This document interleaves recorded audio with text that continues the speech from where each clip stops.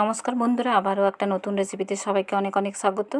আজ আমি ছোটদের পছন্দ কুরকুরে বানিয়ে দেখাবো বাড়িতে থাকা কয়েকটি উপকরণ দিয়ে। তো দেখা যাক কীভাবে আমি বানাচ্ছি কুরকুরেটা।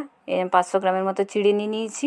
সেই চিড়েটাকে ভালোভাবে পরিষ্কার করে নিয়েছি, আর গুঁড়ো চিড়েটাকে আমি চালুনি দিয়ে একটু চেলে নিয়েছি। আর চিড়েটা এভাবে একটা ফুটো করা ঝুড়ির মধ্যে নিয়েছি। এরপর চিড়েটাকে এভাবে জল দিয়ে কচলে কচলে ভালোভাবে ধুয়ে নেব।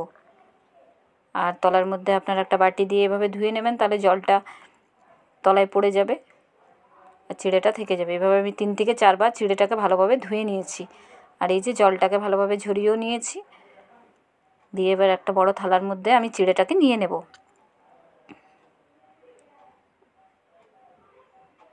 এরপর আমি একটা বড় থালার মধ্যে চিড়েটাকে নিয়ে নিলাম, এতে মাখতে সুবিধা হবে। আর এইভাবে আমি হাতে কচলে কচলে ভালোভাবে চিড়েটাকে মেখে নেব এভাবে। এরপর এতে পরিমাণ মতো নুন দেব।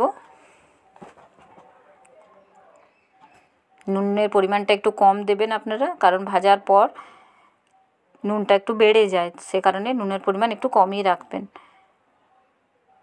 পরিমাণ মতো নুন দিয়ে দিলাম, আর কিছুটা জোয়ান দিলাম। আর এটা আমি ধনেপাতা, আদা এবং কাঁচা লঙ্কা সেটা ভালো করে বেটে নিয়েছি, সেটা আমি এখানে ব্যবহার করছি। আপনারা যদি ধনেপাতার ফ্লেভারটা বেশি পছন্দ না করেন তাহলে সেটা না দিলেও পারেন। তো আমি এখানে ধনেপাতা অ্যাড করলাম বাটা। আর এটা কাশ্মীরি লঙ্কা গুঁড়ো 1 থেকে 1.5 চামচ দিলাম, তাতে কালারটা ভালো হবে। গোটা জিরে দিলাম 1/2 চামচের মতো। আর এটা আমি বাড়িতে যে সবজি মশলাটা বানিয়েছি সেটা আমি 1 চামচের মতো দিয়ে দিলাম। এবার সমস্ত উপকরণ ভালো মতো করে এভাবে মিশিয়ে নিতে হবে, এভাবে হাতে করে কচলে কচলে এভাবে। এটা মাখার সময় আমাদের একটু করে জল দিয়ে দিয়ে মেখে নিতে হবে, কারণ চিড়েটা তো একদম শুকনো হয়ে গেছে, সেই কারণে মাখার সময় আমার 1/2 গ্লাসের মতো জল লেগেছে। আপনাদের জলের পরিমাণটা বেশি কম আপনারা করে নেবেন। এভাবে দেখুন, খুব বেশি শক্তও হয়নি আবার খুব বেশি নরমও নেই। এই অবস্থা করে আমি একটা এরকম প্লাস্টিক নিয়ে নিলাম। আপনারা যে কোনো নুনের প্লাস্টিকও এখানে নিতে পারেন। আমি এটা ডালের প্লাস্টিক ছিল, সেটা নিয়ে এবার কিছুটা মিশ্রণ এখানে আমি ভরে নিচ্ছি। কিছুটা মিশ্রণ এখানে ভরে নিয়ে আমি একটা গার্ডার দিয়ে মুখটা বন্ধ করে দিচ্ছি। এভাবে আপনারা যদি মনে করেন যে চিড়ের এই যে মিশ্রণটা করলাম সেটা একটু শক্ত হয়ে গেছে, সেক্ষেত্রে আপনারা একটু জল দিয়ে দিতে পারেন আপনাদের করার সুবিধার জন্য। এবার রোদ্রের মধ্যে আমি একটা প্লাস্টিক পেতে নিয়েছি, এতে আমি এভাবে করে লম্বা লম্বা করে কুরকুরের শেপ দিয়ে এগুলো বানিয়ে নিচ্ছি। এভাবে বানিয়ে নিচ্ছি সমস্ত কুরকুরেগুলো। আর এটা আপনারা এইভাবে রোদে বসে করে নেবেন, তাহলে তাড়াতাড়ি শুকিয়েও যাবে। আর এটা খুব বেশি সময় লাগে না শুকোনোর জন্য। একদিনের রোদ্রে, এখন যা রোদ আছে তাতে আপনারা একদিনের রোদেই এটা শুকিয়ে যাবে। এভাবে আপনারা বেশি করে বানিয়ে কৌটোর মধ্যে ভরে রেখে দিতে পারেন। বাচ্চারা যখন খেতে চায় তখন একটু বের করে ভেজে দিলেই কুরকুরে আপনাদের রেডি।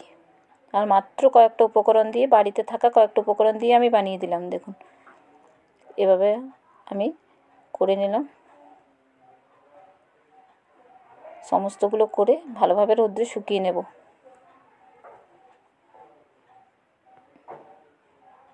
আর এটা খেতে খুব সুন্দর হয়। আর বাজারে কেনা কুরকুরের থেকে এর স্বাদ কোনো অংশেই কম হয় না।